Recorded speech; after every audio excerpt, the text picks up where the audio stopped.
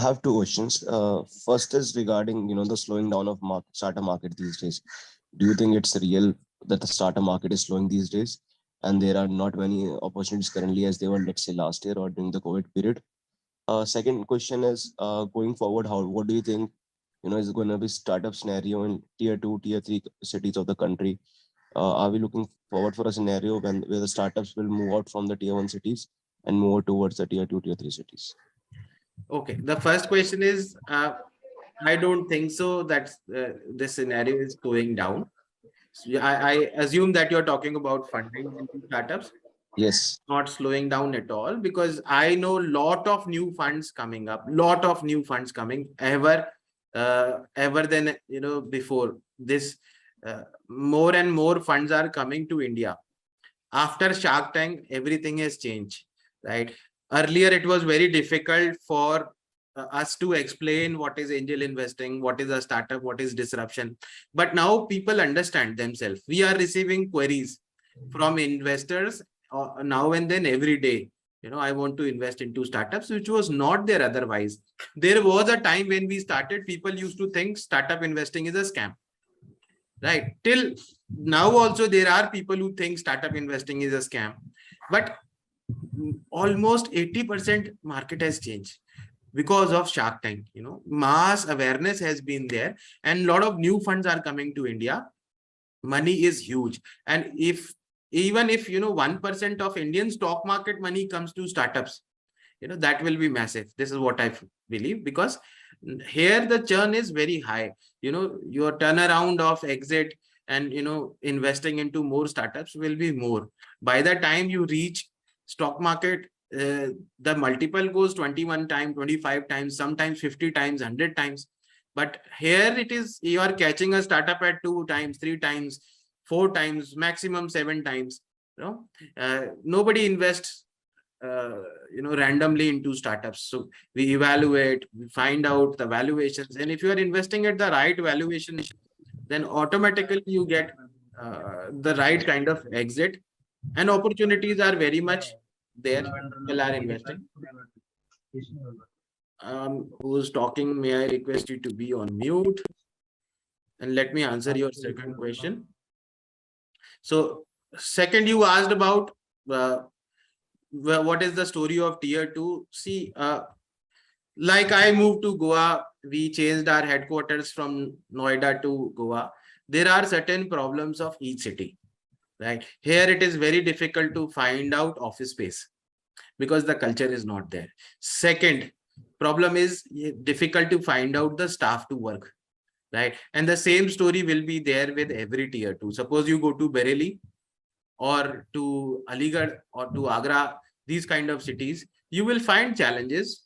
In Agra, I might be, it is surprising that the office space is there still. They have the commercial organized areas because it's an old city into entrepreneurship.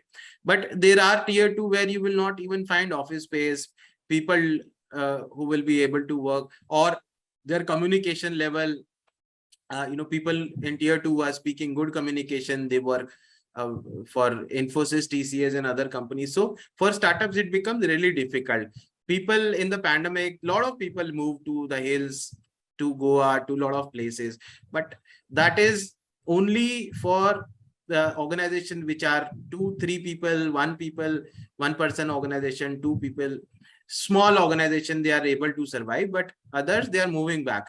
Very difficult to operate from tier 2. Ecosystem is not there. Commercial offices are not there.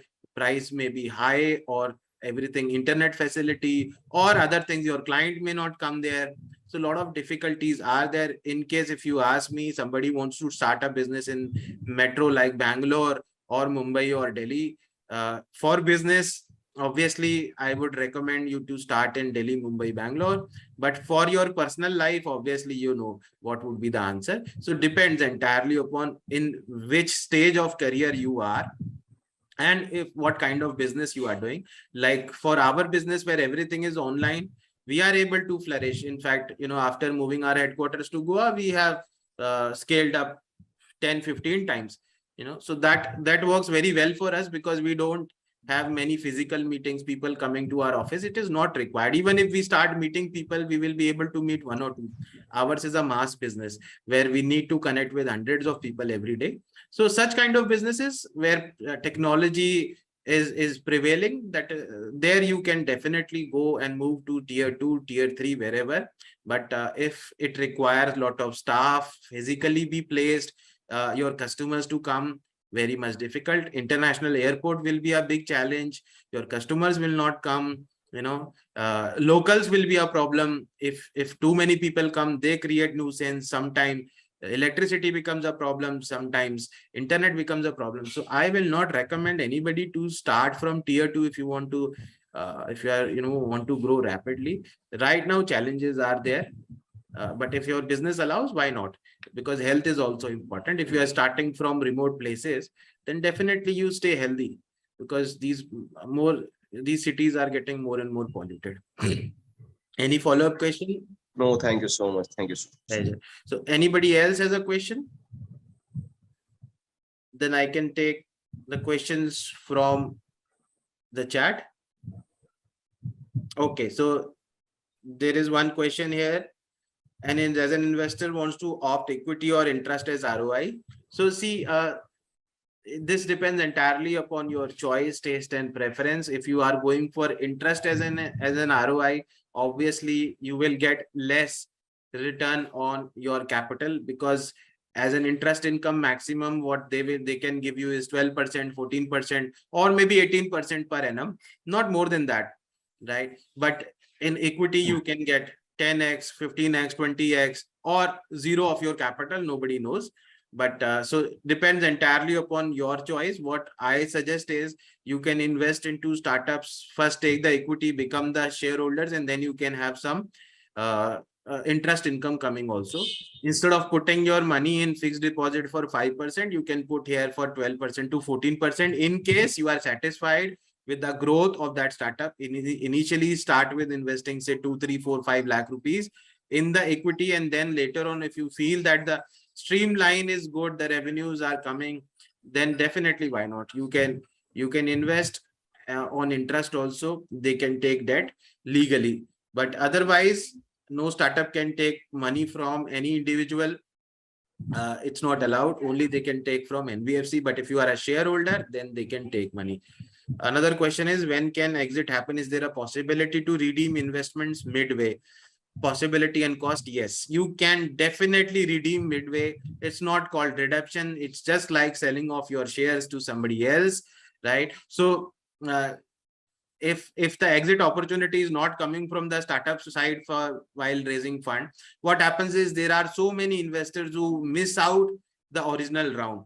They obviously look for that particular opportunity to come later on, and they may miss out because they are outside India, they were not able to come back, or they were traveling, or the fund did not came to their account on time, or the startup oversubscribed that moment. Nobody knows. There could be any different reasons.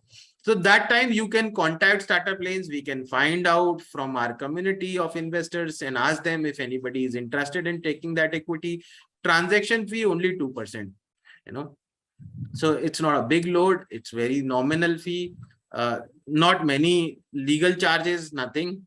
Only a swift process, 5,000-6,000 rupees is what total expenditure will be of chartered accountant and all, and this is how you can transfer your shares. Another question is, when a startup fails, what is the possibility of fraud and legal recourses, if any?